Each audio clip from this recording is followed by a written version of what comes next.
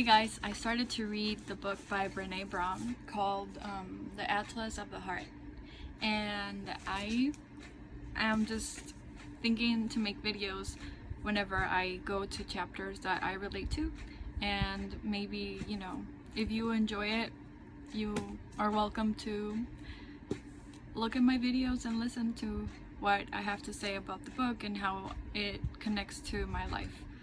Yeah.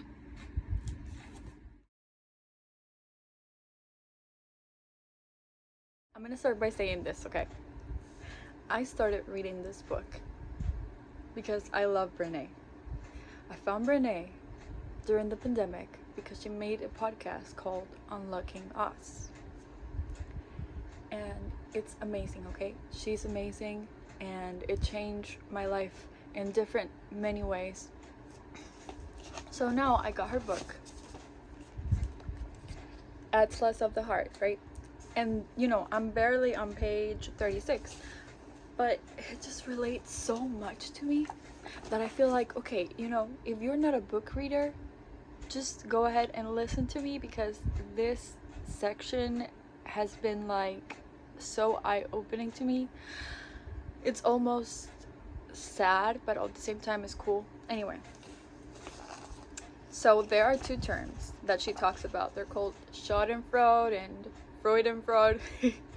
You can let me know in the comments if I said that wrong. I probably did. But anyway, Schadenfreude is basically feeling joy from seeing other people fail.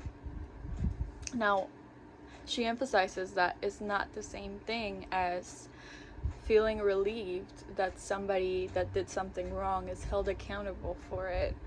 But instead, it's feeling happy that somebody is suffering or in pain. And then Freudenfreude is the opposite. It's basically feeling happy of somebody's success. So like if your sibling tells you that they got into college and you feel happy that they succeeded into getting into college, then that's Freudenfreude, for example, okay?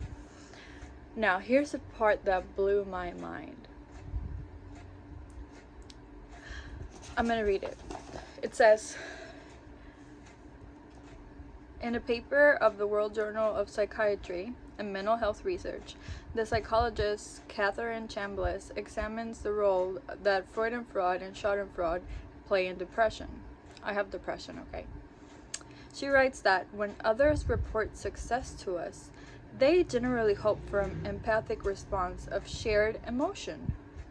So like, if I am telling you that I was successful at something, it's probably because I'm expecting you to be happy with me.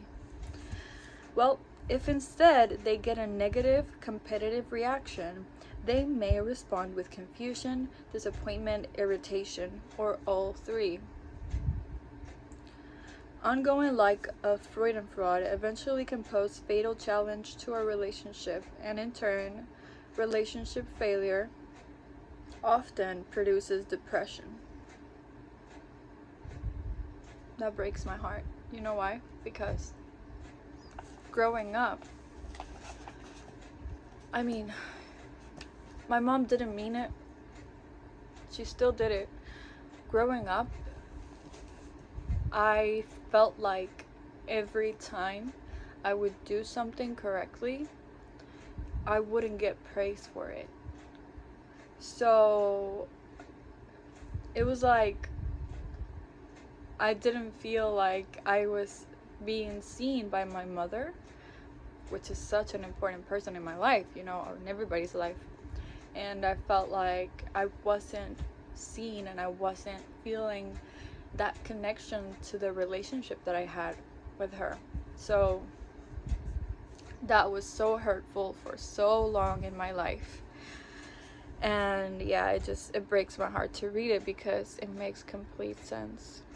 Everything that Brene is saying is making complete sense, and it's sad, But this book, I'm just looking forward that this book is going to actually help so much with my knowledge about the emotional level, I want to call it the language of emotion.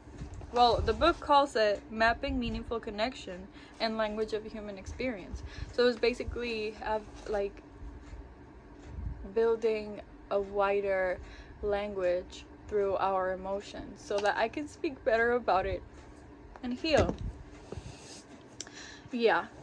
So I may make another video with this book because it's so cool and I'm barely starting it. And yeah, I mean, if you like it, like the video and comment. I can make something different, something new. Yeah, just let me know your opinion and I'll see you next time. Bye.